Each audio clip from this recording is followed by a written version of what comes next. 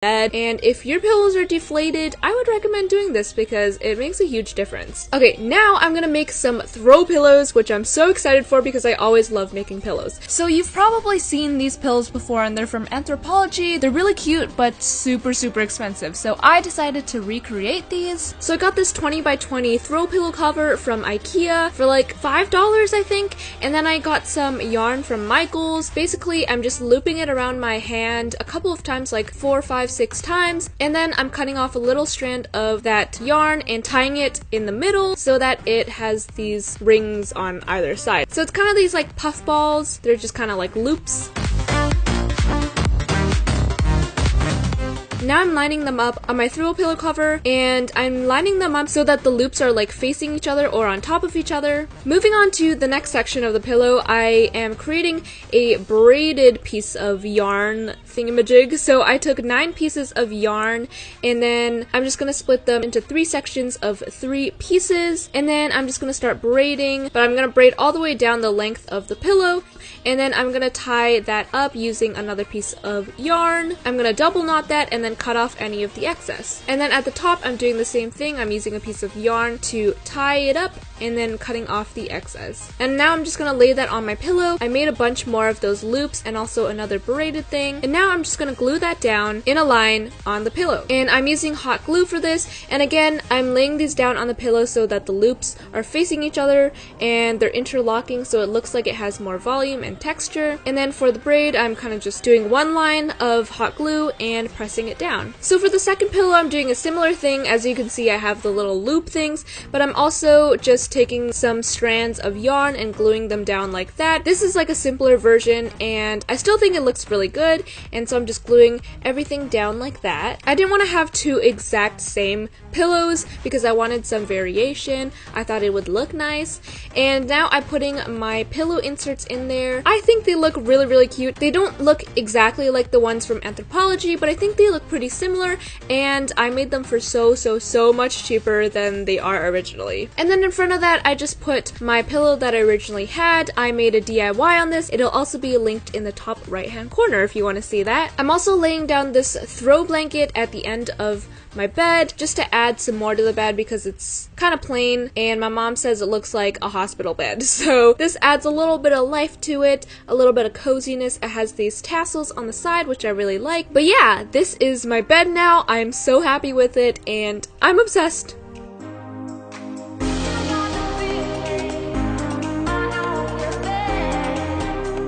Alright, so there's this kind of like blank empty corner beside my bed, and we all know how much I love plants now, so I'm making this like macrame plant hanger thing, and I just grabbed some rope that I already had at home.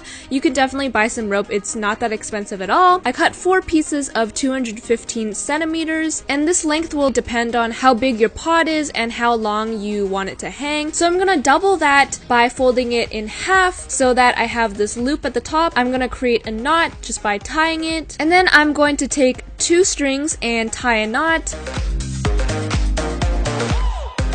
And then I'm gonna take the next 2 strings and tie a knot right beside that on the same kind of level until I have 4 knots in total. So now I'm gonna lay them all beside each other, and then I'm gonna take the 2 innermost pieces from 2 different pairs and tie them both together. And I'm gonna continue doing that for all of the ropes. And you should have something that looks like this. I'm just gonna test if my pot fits or not, and if it doesn't, you can totally move the knots up or down or whatever you need. Now I'm gonna measure it again, make sure it fits, and if it fits, then you can go ahead and tie your knot at the bottom. You want to pull this pretty tight just so that your plant doesn't fall out, obviously. And now your pot should fit in like this. Moving on to the plant part. So since this is going to be a hanging plant, I didn't want it to be a real plant because I would need to water it. So I got this plant from a yard sale. It doesn't actually look that good. It doesn't seem like one of those plants with the long leaves and long vines. So I'm gonna kind of DIY-ify this. I took this out of the original plant pot, and I got this plant pot from IKEA. It was like $8 or something. And then to stabilize the plant, I just put in a bunch of folded up newspaper to keep it from toppling over. Then I'm just gonna spread out all the leaves and kind of mold them into the shape that I want that would look like it's a hanging plant. I also got one of these long leaf things from Michael's that's meant to look like those long draping plants, and I just stuck it into the pot. And this is just to add some extra length since the actual plant wasn't that long. Alright, so to hang it, I nailed this nail into my wall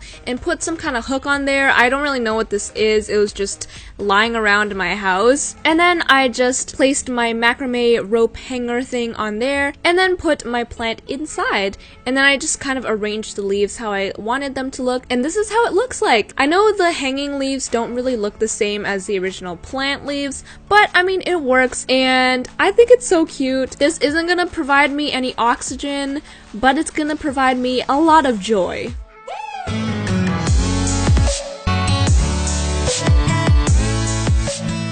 I'm also adding a strand of fairy lights to my headboard because I feel like lights just make everything look happier and brighter. Lights definitely can just transform your room without putting in much effort at all.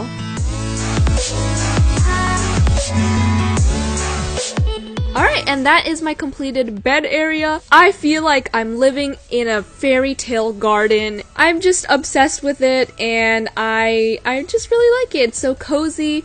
And it's the bed of my dreams. So for the final touches of the room, I decided to add another plant because I'm obsessed with plants. So I added the stool, which stools are actually cheaper than plant holders for some reason. And then I added this plant to the corner of my room. If you have a big space that you need to fill, try adding something big instead of a lot of little things. It'll keep the kind of clean look if you're going for that. So this is perfect for that. Also to my shelf, I'm adding this light box. I'll link this one down below, but I'm just writing hustle and create because, I mean, honestly, this is kind of basic, but I feel like I really need this in my life and I want to just look at this and be inspired every day to get up and create stuff and work hard to make videos, to live life, and this is turning into an inspirational speech. Yeah, that is my room. I'm so proud of how it turned out. Stay tuned next week for a room tour. I'm gonna give you guys a few before and afters because I definitely love before and afters, so here you go.